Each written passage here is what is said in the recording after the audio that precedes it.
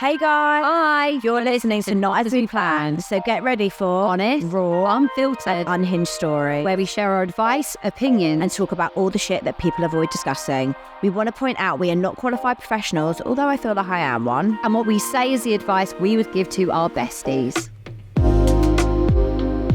Okay, hello guys. Welcome back. Next episode. Before we get started, guys, just a reminder, if you're not already a Patreon member, What you doing? what are you doing with your life? Go and sign up. Honestly, we've had so much fun on there. Like the group chat is constantly chatting, and we do our monthly Zooms where it's kind of just like a girls' chat, isn't it? I actually feel like the last one we had was really nice because it was a lot more interactive. Yeah. People starting to get more comfortable. Yeah, it was really nice actually. I did cry on it. Classic Carly. But yeah, so you don't just get the bonus episode. We also do that. Also, when we're releasing our tickets to our event, which is fingers crossed January, it will be early next year regardless. And that's where the tickets will be put on first, and then anything that's left will rip out to you guys. Should we have a little catch up? Yeah. Go on. I don't know whether to like be all positive or go in negative. Go negative, then we can get positive after. Okay, I have had a shit fucking week with the kids. Me too. Is it the mood? Has it been a full mood? Do you know what? I wish I could blame it on the moon. No. It's just my kids. Yes. It's just my kids. Mainly Blake, blessed his cotton socks. Do you know what? I really thought that having his diagnosis would make me more patient and calm. And I'd love to say that I have been those things, but I actually think it's become very apparent. I cannot remember if I've shared this or not. Going through all the research of him having ADHD, I 100% have ADHD. How I have gone 35 years not being aware now blows my mind. And now that I'm so aware of it, I feel like I'm struggling mentally even more. I am going through the process of getting assessed because I need medication. Like, that's how much I've now realised it's a mental battle for me every single day. I think that's also what makes it so difficult for me with Blake, because I can't regulate myself. And how am I meant to help him regulate when I can't regulate? And it's just been, do you know what? All I can say is the last few days, I don't remember a day where I haven't yet not cried, because I am... Relate as well. So. They're sucking the life out of me. What I said to my children this morning. Yeah, and do you know what's really hard is I've now also seen, since Rome has started full-time nursery, like in school, he's changed at home. And I don't know if it's like separation anxiety, so he's now trying to get attention from me. I feel like he's picking up behaviours of Blake and copying him. It might be his age. He's now not sleeping as well. The other night I had 7 wake-ups. I'm one person on my own managing 3 children. It's 7 wake-ups. I'm running on about 4 hours of broken sleep a night. So I'm already waking up, even if they're well behaved, I'm already waking up broken. Yeah. And then it's even just that 2 hours. Sore from No. Even those 2 hours of the morning school run, I'm losing my shit. I don't like the parent I'm being. And every day I'm like, it's a new day. I'm going to be positive. And then living my life. is it? Are you just going to repeat this after me? I've cried every single day. That's quite rare for you. Like with your kids, I feel like your kids are quite good. We had a really good period, and I thought there's so much. I kid you not, it's gradually been building the last couple of weeks, and I think there's something going on with Theo. I think something's bothering him, and I don't think he's got the maturity or capability to articulate it. Yeah. So I think it's bubbling out as all these emotions, and I'm really, really feeling it more so when he comes back from his dad. Mm-hmm. Like, he came back livid on Sunday. Something had happened, but he can't quite articulate it. And then I'm also very wary that he's a very sensitive child, but he's also very protective of me. And I worry that he won't tell me what's going on because he doesn't want to upset me.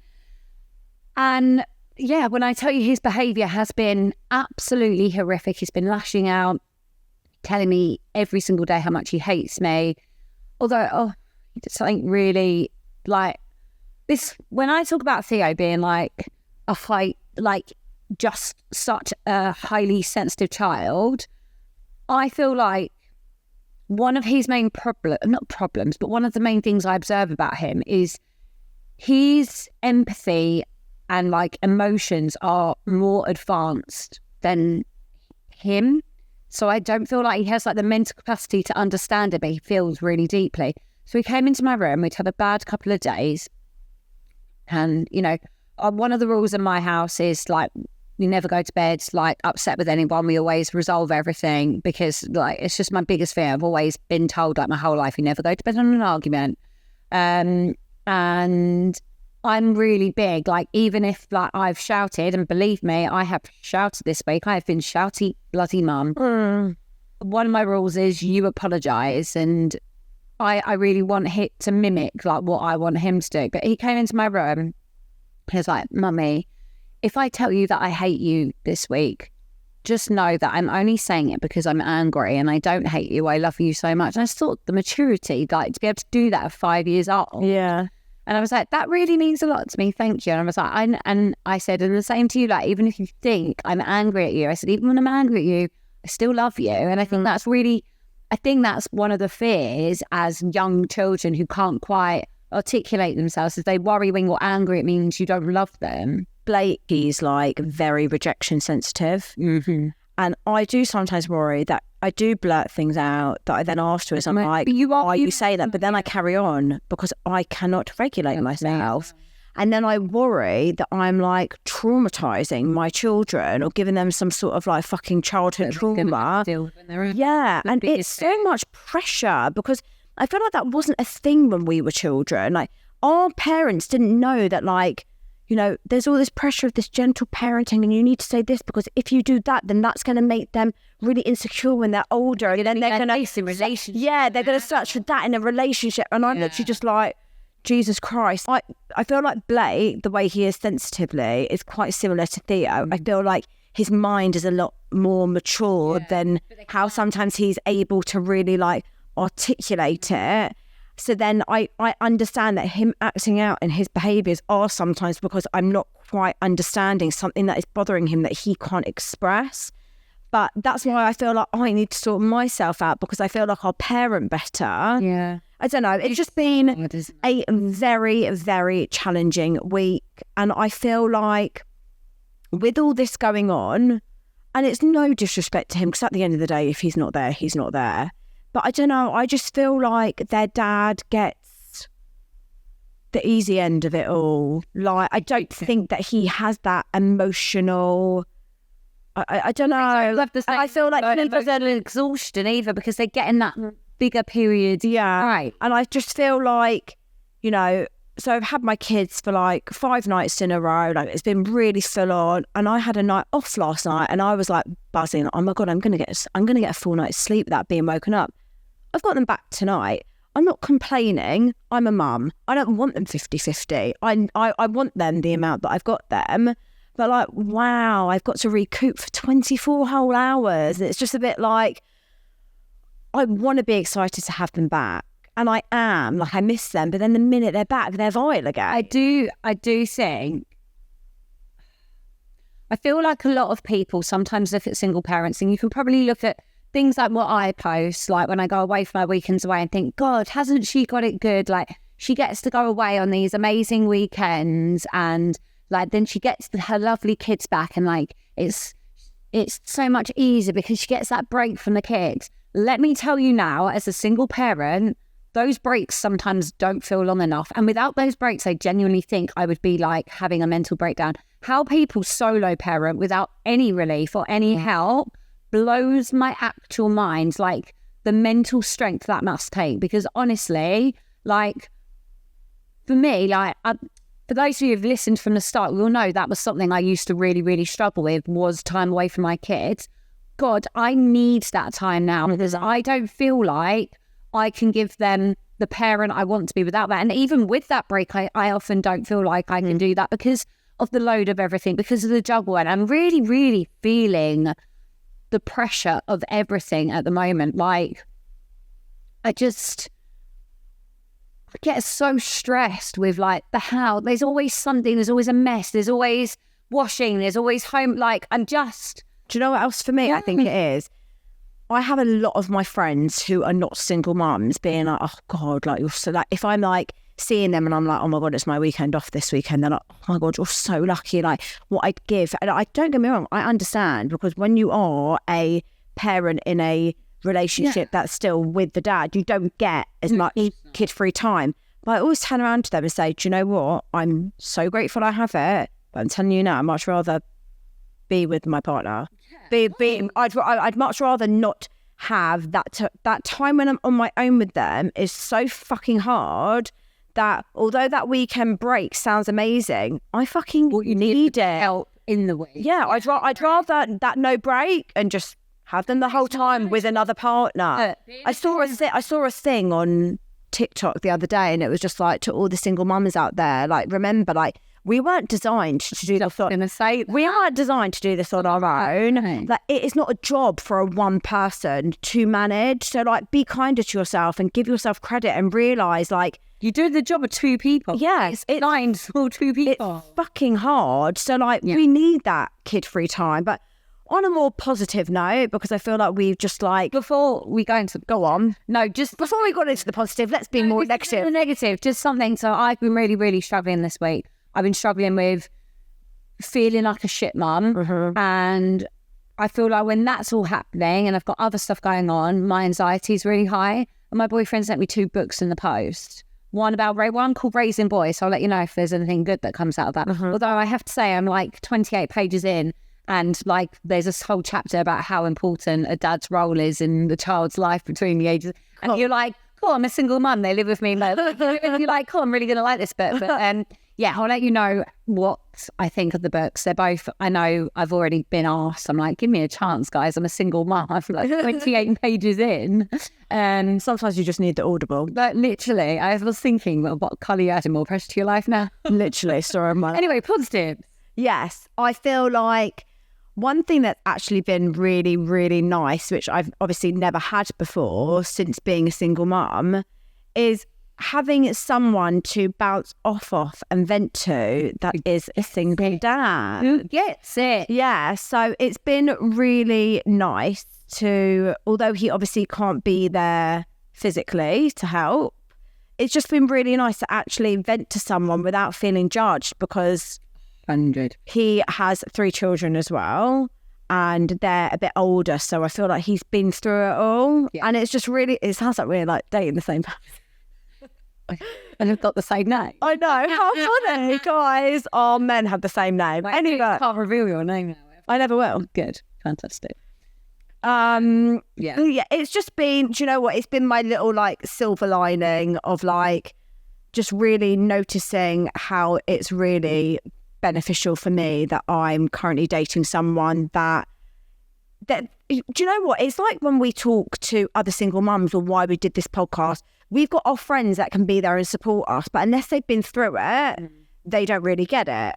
So dating a single dad who's been through a lot of the same emotions, it's just really nice. We were talking last night. I had a massive meltdown on the phone last night. No, sometimes it's needed. Do you know what? And he always just, he said to me, look, he went, you got to remember, I've done this 3 times. And he said to me, look, he went, I've been through all of this. He went, but you're doing all of this for the first time still, because I feel like the struggles I'm having are with Theo, my eldest. Like, you're doing this all for the first time on your own. Like, you literally have no support.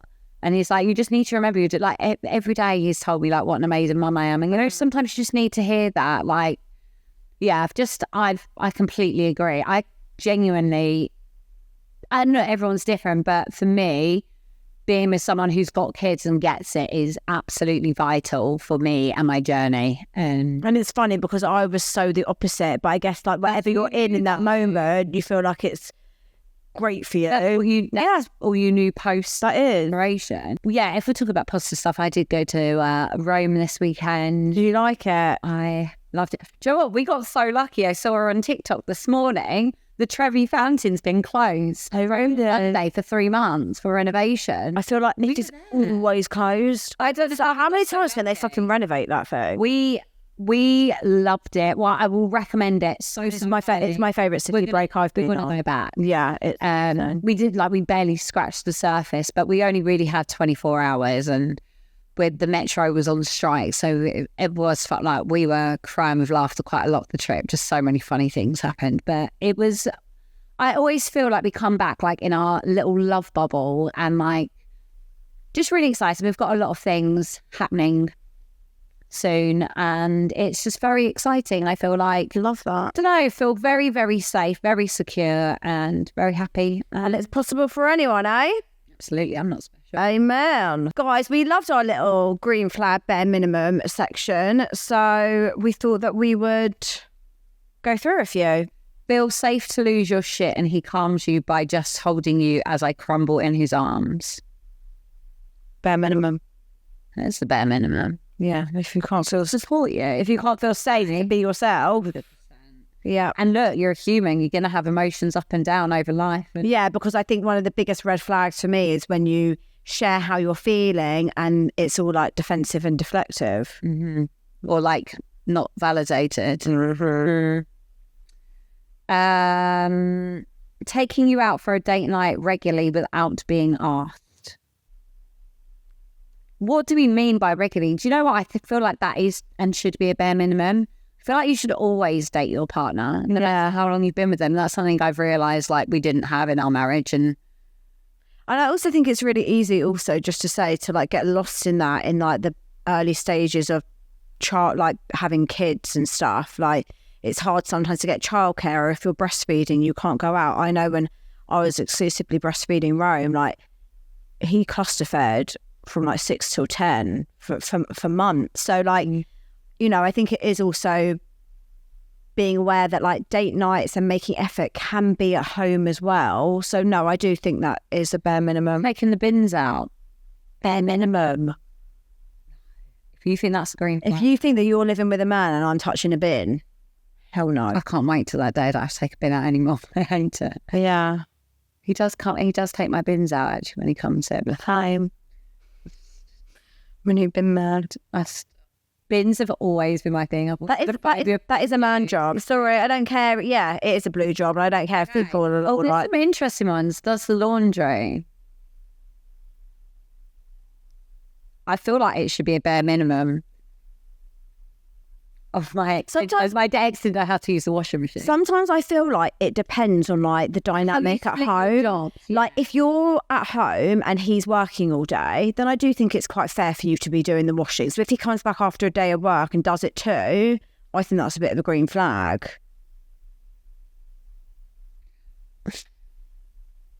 It depends. I know some people who they're like, I do the washing, he does the cooking, or whatever. Yeah, I think it depends on the dynamic. But as it's generally speaking, I think it's a bare minimum because you're not Cinderella. Gets all the kids dressed and fed in the morning so I can self-care ahead of a day of home education. Yeah, green flag. Yeah. Definitely. Doesn't police what you wear, who you're with, and how you spend your time. Bare minimum. Yeah, that's bare minimum. If someone like even Polices what you wear. stand there, turn around. That's fucking controlling. Red flag. Mm-hmm. Men who are not afraid or disgusted by period blood. Don't know if that's a green flag or a bare minimum. I just think I think it's quite normal if someone's disgusted by it. And Disgusted, I don't think that's the word. It depends what the context is. If you're wiping it all over the walls, a little bit different to just being accepting you've got a period. Do you know what I mean? Like, there's where are we talking with this? that's just weird. That's just a weird one. Strange. Oh, he has ADHD and makes note of my likes, key dates, etc., so he doesn't forget things. That's really cute. Really, really cute. I like that. Doesn't lie. Guys, where are we setting our bar? Oh, we did it. We're not all right. Right. We're not even going to mention Tell me that. we're full of trauma. We're like a collection of humans full of absolute trauma. Changes the baby without being asked. Again, bare minimum. Come on, girls. Like, Your baby too. Mate. yeah. Yeah, agree. Making a cup of tea for you every morning as soon as you wake up. Yeah, that's cute. It's a green flag. Takes me away for my birthday. Yeah, that wouldn't be a bare minimum. I'm a green flag because I took him away from you. You are such a green flag. Green flag, this is one thing I'm realising. Having a great bond with your son since they met, best stepdad. Oh, hold on, but is that bare minimum? I don't know. I think like a bond is something we take for granted. I feel like Obviously, it's a massive green flag, but if they don't bond well with your child, then surely they're not right for you. Yeah. Do you know what I mean? Right, yeah. Okay, should we say that's what we'll do this week, guys? Keep sending them in because I really enjoy it, and I think it's actually really eye-opening in a worrying way. Like a lot of us have been through quite a lot of shit, and you end up actually having quite low standards and expectations. I think that's quite dangerous. Yeah, If you're going to fall into the same patterns and habits in a new relationship, I think you should be setting your expectations and standards high. Like, you are a queen or king if you're a man, but you should be setting your expectations. Like, I always think, like, with things like this, what would I want for my child when they grow up? Would I want them to think that's a green flag, or would I want them to would I want them to look at something that's bare minimum and be like, Mum, I found this amazing relationship? And I'm like, yeah, amazing. but I they trust should be, it. yeah. I mean, yeah. Oh my God, you know what I'm like obsessed with at the moment? I was up until like 11:30 Is that like? for me. P. Diddy conspiracy. Oh my God. Oh, what with Bieber and stuff? I'm obsessed. I've gone down rabbit holes, guys, and I've been seeing all these videos on TikTok. I don't recommend if you want to actually. Your whole algorithm that now. My whole algorithm at the moment. My whole algorithm is that, and also the hurricane in Florida. Oh yeah. Do you know what? It's actually really interesting to sometimes see your partner's what your partner's For You page is like on TikTok. I feel like it's very telling. I actually would really like people to send in, like, what is your partner's algorithm on their For You page on TikTok? Mine at the moment is literally like women with ADHD. It's all I'm seeing at the moment. I feel like, And it's so like, I feel like TikTok picks up it way quicker than Instagram. You're like, one video. One thing, and now we're like, this is how I got down the rabbit hole. if you watch like one video for more than like 10 seconds, then your For You page is screwed. But yeah, mine at the moment, like talking about like ADHD, and it's called like, I can't remember what they said it's called, but it's people that feel the need to stay up really, really late because they're taking control back from your really busy day where you felt so like overwhelmed. So you end up going to bed really, really late because yeah, same. Going to bed at like fucking 1 a.m. when my kids don't sleep. Smart, Tash, smart. Okay, I'm gonna do this email because it is actually, is it Child Loss Awareness Month? I think so. Pretty sure, and this one's raising awareness for child loss, so I feel like it's quite fitting and we should probably touch on it. Okay. I have followed you for a while now. I originally followed Carly's fitness page. A few of my friends have done classes. I'm not really sure why I'm emailing you, maybe in hope that you will spread awareness for women to trust their bodies and fight to keep their babies safe. I'm sure you have seen it's Child Loss Awareness Month. Not as you planned, it's kind of my life right now. This wasn't my plan. My plan wasn't to be feeling completely empty, heartbroken, and struggling to just get through every day. My heart should be full. I have a really small following and I just want to raise awareness, but I'm not sure how, hence the email I'm sending you.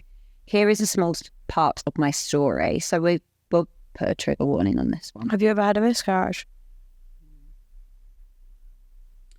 Hello, I'm not sure if this letter is necessary or helpful in any way. Maybe it's more therapeutic for me to get my thoughts out onto paper. My name is Jodie and I'm Audie's mum. I am also a mum to Darcy, 10 and Macy, 7. Taking it back to my pregnancies with the girls, they were pretty much textbook. Darcy was slightly early but healthy and Macy was 2 weeks late. I did have strep B, but Macy entered the well quickly and strep B 3. I guess what I'm trying to say is I know every pregnancy is different. I fell pregnant in November 2023, but sadly I had a miscarriage in January 2024. At this point, I thought I would never feel a pain like it. My body failed me and I felt heartbroken, desperately craving to be a mum again. Fast forward to February 25th, 2024, this year. I finally plucked up the courage to do a pregnancy test. I already knew I was pregnant. I like to think I'm quite in tune with my body. A part of me was petrified to do a test as I now knew being pregnant doesn't mean I would necessarily stay pregnant. One positive test later, I was going to be a mum to quite possibly the most wanted baby on the planet. I felt worried, but I took my pregnancy vitamins and life carried on as normal, minus the morning sickness. We booked in for an early private scan, and there on the screen was one little heartbeat. Fast forward to our 12-week scan. I remember coming home with a huge line of baby scan photos and feeling ridiculously grateful. Maybe I took my pregnancies for granted with the girls as I had never miscarried before. Anyway, I was pregnant and made it to 12 weeks. I can't give you exact dates without checking my chart, but I became unwell and my GP signed me off with flu, which transpired to be COVID. I was feeling quite unwell and the doctor sent me to Addenbrooke's with a suspected blood clot on the lung. Thankfully it wasn't, and we came home the next day. But nevertheless, I spent a good 2 weeks pretty much in bed, and this was probably the start of bad luck coming my way. During my pregnancy with Audie, I had constant urine infections, swollen hands and feet, and I had really piled the pounds on. Headaches and nosebleeds, pins and needles in my arms, numb fingers and painful wrists. I wore splints in one of my pregnancies before and knew what carpal tunnel felt like. My feet and hands itched at night and felt painful first thing in the morning when I rolled myself out of bed, which was discussed with my GP or midwife. Like I said, without checking, I can't give you exact dates, but Audie moved. I felt him kick and wriggle around. Maybe not as much as the girls, but nevertheless, he moved. But one day he didn't, and I had worked 10 hours that day. I was super busy, so I thought I might have just missed the movements, and that night my head hit the pillow and I was fast asleep. I would normally feel him move when I laid in bed at night and finally relax, but that night I was exhausted and fell asleep pretty much instantly. The next morning I woke up and I didn't feel my baby move. Switching sides, having a cold drink, nothing. Jumped in the bath, nothing. I felt sick. I thought my baby had died and called the clinic in tears. I was told to come straight into the clinic. Called it mother's instinct, but I knew he wasn't well. Something wasn't right and this didn't feel normal. They reached for the Doppler and we thankfully heard the fast heartbeat of our precious baby. I told the midwife this doesn't feel normal and explained how I felt. I was reassured that there wasn't a problem. Shouldn't be concerned about the fact my baby wasn't moving as long as you felt him once a day. I had a urine sample done, as I explained about my constant urine infections, which resulted in the midwife telling me that my last infection showed I had traces of E. coli. Did I? I was never told this. I was sent home, no tracker tracer, no scan, and no concerns regarding the fact my once moving baby was now just lazy. This is where the guilt comes in. Why didn't I refuse to leave? Why didn't I book myself in for a private scan as soon as I left? Why didn't I turn up to the clinic every single day from then on? One thing I have learnt from this is I will never not trust my gut instinct again. I came home grateful that my baby was alive and counting down the weeks until I was 30 weeks when I should feel my baby move in some sort of pattern and more than once a day, as that's what I was told. Until 30 weeks and there were no regular movements. But he always moved more than once a day before this, so why wasn't I heard? Would things have been different if he was put on a tracker tracer and scanned? I don't know the answer to that, and I'm sure you don't know the answer to that either. Maybe, just maybe, you could have picked something up. He could have been monitored closely, and if I had to give birth to a premature baby, then he would have had a chance to fight for his life. Back to my next appointment with the midwife, I explained how I felt and how the baby had hardly moved. I had a gut feeling something wasn't right. I asked the midwife if we could listen to the heartbeat at the end of the appointment, and the midwife couldn't find one. At that moment, I felt like I was laying on that bed for eternity. The room was silent, but a different type of silent, one that I had never experienced before. That moment was probably the point that my living nightmare started. I live right opposite the midwife centre, so I was in the car straight away with my partner, who thankfully was working from home, and rushed into the clinic again. They led me straight into the room and scanned me to reveal our baby had died. Heartbroken doesn't come close. This is soul-shattering, a pain I couldn't describe if you gave me all the words in the world. How can a baby just die? How did I not notice my baby had died and he had no fluid in the sac? He apparently was dead for a few days, as we were told. When I asked about why didn't anyone listen to me, I knew something was wrong with my baby. Can you please check him? I was told it's a grey area because I was a few days earlier than the legal requirement to do more thorough checks. I get that the NHS is busy, short-staffed, etc., but if someone is pleading for you to check their baby because you know something is wrong, do legal requirements really come into it where you could possibly save a life? How did I not notice? All my stomach prodding, trying to wake up my lazy baby to get that one movement a day, I was potentially just moving a dead baby around my stomach. So after all, maybe he wasn't just lazy, and he actually was very unwell, like I knew in the bottom of my heart. Am I angry at the world? Yes. Am I angry at myself? Most definitely. Here comes the guilt again. Did my baby die because I kept waking up on my back? Did my baby die because my bath was possibly too hot? Did my baby die because I ate pate before I knew I was pregnant? Honestly, I could write the list all day. The bottom line is my job was to keep Audie safe, and I couldn't, and I didn't. Logically, I know that people drink, smoke and abuse their bodies whilst pregnant and still bring healthy babies into the world. In my case, I live a relatively boring life. I don't drink, I don't smoke, and I have never taken a drug. Like, yes, I'm looking for answers, but I know there is a chance I might not ever find them. Will an answer bring my baby back? Of course not. Will it give me closure? I don't know that either. Will it stop me from torturing myself? Maybe. Anyway, I went back into the hospital the next day to start my induction, and the midwife I had for the day was incredible. She held me, cried with me, and gave me some invaluable advice, which I said daily to myself, but not always followed since. I can't speak highly enough of Tracy. At 1:48 on the 21st of August, I gave birth to my first son. The experience of giving birth to a baby that you do not get to go home with is the worst pain imaginable. Most people leave the hospital with a new life bundled into a fresh, clean car seat. We walked out with a memory box, and the shells of two people we once knew. That really is our reality. Besides the physical impact that giving birth to your baby has on your body, this has been the least of my problems. Mentally, it's a different subject altogether. Yes, every day I'm a little stronger, but the pain doesn't get less. I suppose I'm just learning to carry it better. Yes, there's been dark days. I've punished myself for eating and drinking and wishing to not wake up, despite knowing I have so much to live for. This is the reality of child loss. I know I'll never be the same person again. That person I once was a part of her died with him too. I know I have a lot more hurdles to get through. I need to lay my child to rest, which I'm sure you agree is something nobody should have to do. I'm not sure that I'm expecting from this letter to give you a small snippet into my life and the effect that losing a baby has on a mother. If one person who reads this listens to a mum and goes the extra mile to keep her baby safe, then it's completely worth it. Wow. Something that stood out to me was the things that you started listing out about would it have changed had you, not fallen asleep on your back, not eating the pate, all of that. I can really relate.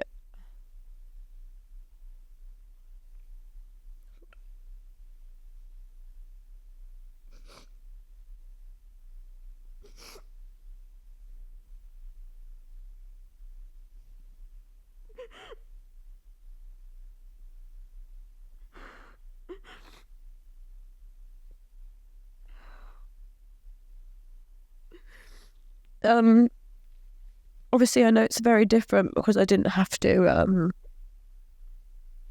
I can't even imagine having to give birth to a stillborn, but I had a miscarriage. Rome was a twin, and I can really relate with the guilt because when I found out that Rome was a twin, I was really upset. Because I really wanted to experience one baby. And then obviously I realised that I was blessed with twins again. So got used to the idea and thought, whatever, financially we'll deal with it. Obviously meant for a slightly more challenging experience. And then there was a heartbeat, and then a few weeks later there wasn't. And the guilt consumes you because I genuinely believed that I had manifested for him to die because I wasn't grateful initially with the news. And you do punish yourself, but I am such a strong believer that babies that are not meant to come into the world don't come into the world for a reason. They may have been, they may not have been able to lead a life that you would have wanted them to. I don't know. I feel like it's a subject that maybe I don't want to offend anyone, But I just feel like, I don't know how to explain it. Sometimes I believe that maybe babies are not strong enough to make it through the pregnancy, and you'd rather that than see them suffer and not be able to lead a normal life and then not have a very long life. Like, look, there's no easy, you know, a child loss is child loss. Infant, like a young child dying, horrendous. Burying a child, can't even begin to fathom pain. But I guess I just sort of believe that sometimes these children do not end up being born because they wouldn't have survived anyway. And actually, that situation was probably kinder to them than trying to give them life that wouldn't have been good enough. Do you know what I mean? Like, it's a very, very difficult subject, and I know that a lot of people will have different opinions on it, and I don't want to offend anyone. You know, I'm not for a second ever saying that a child with, you know, real bad disabilities or ones that could never walk or talk or anything don't deserve life. They absolutely do. But I've also witnessed, you know, a friend of mine who lost a baby at 1 year old, and I'm sure she'd rather have had that year with her baby than not at all. But sometimes they just don't even make it through the pregnancy, and it isn't fair, and life isn't fair when you think about it like that. But I just don't want you to feel like it was something that you did. I feel like he obviously wasn't meant to come into the world. For what reasons, I don't know. But I do think what you're advocating for is so important. Like, following your gut. I think there is something so powerful about a mother's instinct. You just know. And you know, whether that's to do with your birth or your pregnancy, like, I would always urge anyone to push and fight for things. Just an account for anyone who is going through some kind of grief. Someone who I followed long before this happened, her Instagram name is 3 Here, 1 in My Heart. She actually had a stillbirth about a year ago. That makes me emotional. She had 3 boys and it was her little girl. And she shares a really honest, raw, open account about grief. And I think it's quite humbling sometimes to read some of her posts. And I just think she could probably offer anyone struggling right now, just, you know, just like one of those people to be like, I get it, and I hear you, and I see you. So yeah, anyone you know who might be going through, like, her name's Helena. She's so lovely. Yeah. So, okay. This is called Advice Needed. Hi, lovely ladies. Just wanted to ask you for some advice on my situation. It's a bit of a long one, so I hope you're ready. I left my abusive ex-husband in 2019 following the death of my father. His death made me realise that life is too short to stay in a shitty relationship, and so I packed up my 3 children and plucked up the courage to leave him. He was emotionally and financially abusive. He was only physically abusive a handful of times. He was an alcoholic, a cheat and a liar. He missed the birth of our twins because he was too busy getting another woman pregnant. I don't. No words. It's the best decision I've ever made, and I have no regrets. He completely crushed my self-worth and my ability to have trust in anybody. 3 months after leaving him, I found someone new. This wasn't my intention, but the spark and chemistry and connection that we had was something that I'd never felt before. He was also recently separated, and so we helped each other through our divorce, and we were great supports to one another. 6 months into our relationship, and my best friend stumbled across his profile on a dating app. I was absolutely heartbroken and confronted him. He said it was a moment of weakness and was struggling with the breakdown of his marriage and how fast our relationship had moved. I mean, you can be overwhelmed by how quickly your relationship is moved. I'm not really sure why that means go on an app to find someone else to build another relationship. Like, communicate, like, use your words. Yeah. He apologised massively, and although we took a couple of weeks away from each other, I decided this was what we wanted and we needed to move forward together.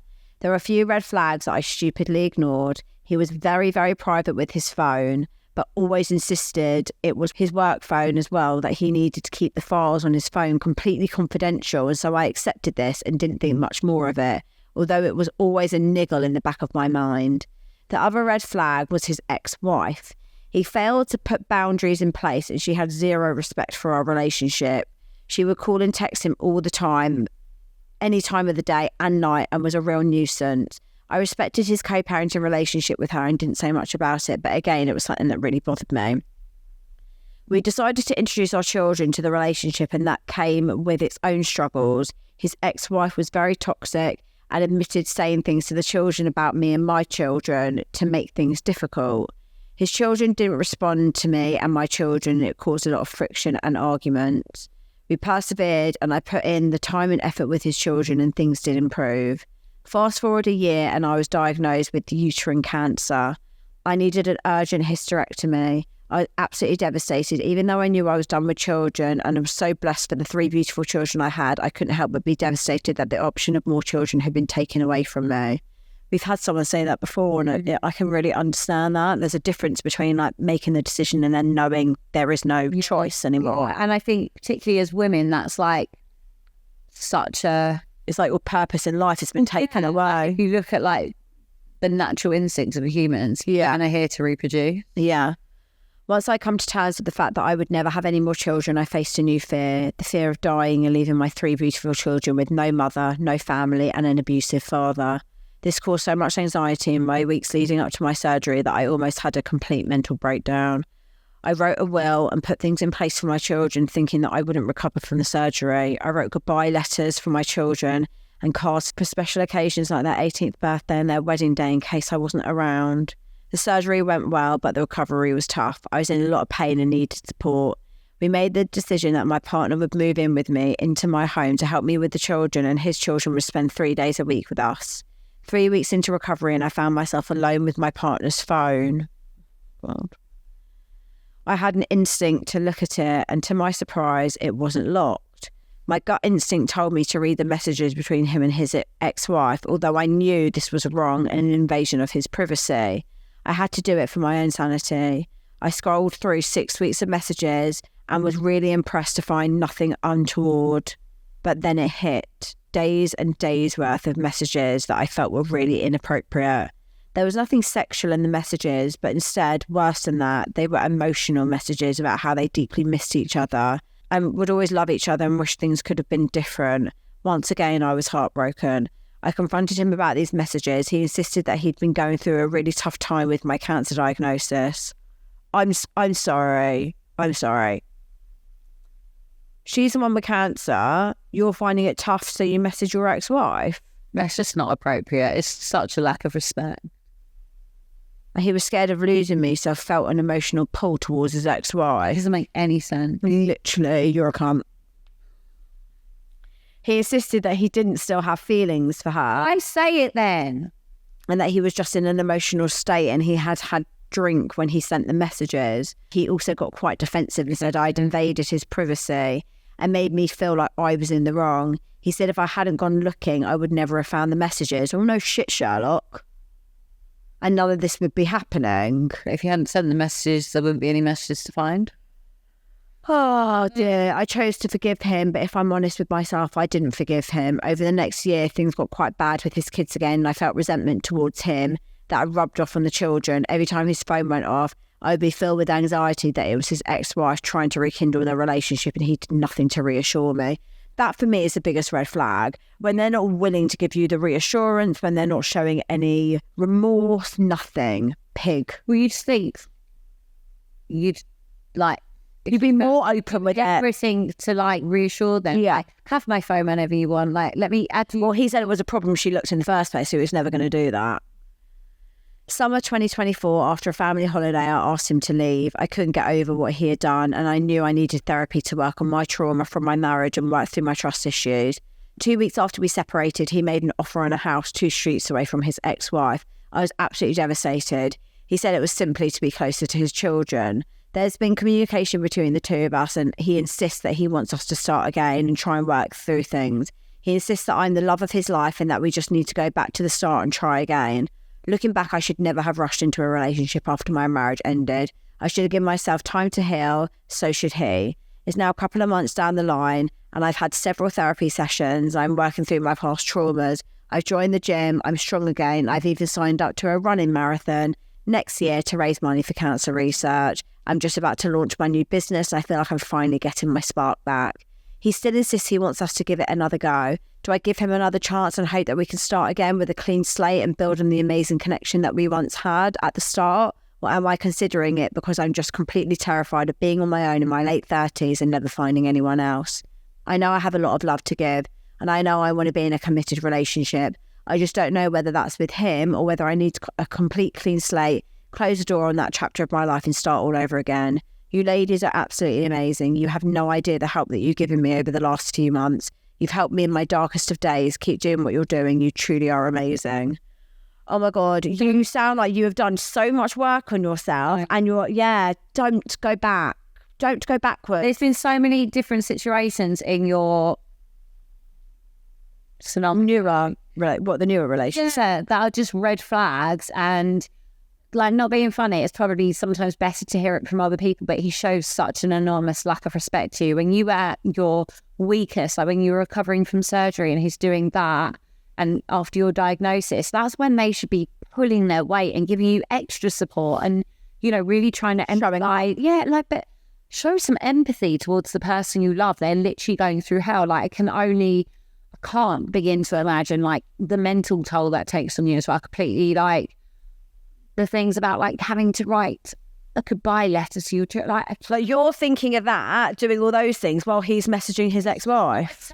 I'm sorry, I don't trust him. I don't trust that he's going to treat you with respect. You sound like an amazing person who has fought some incredible battles, and I think you're stronger and you're going to find even more strength to completely walk away. And I promise you, there are decent men out there, and one day when you're ready and you feel like you're ready, going to sweep you off your feet and treat you with the respect and love that you deserve. I think also there's another thing. You said, like, do you go back? I think one of the reasons you'd be going back is because you're scared of being on your own. That's not a reason to go back to someone. The reason to go back to someone is because you've seen they're doing the work, they're showing the remorse, they want to, like, has he done the work that you've done? Don't waste those months of you working on yourself to go backwards. Face forward only. He's a waste of space. Thanks for writing in. Keep us updated. Okay, confession of the week, guys. Okay. I keep stalking my ex on social media, but I'm now in a new relationship. Girl.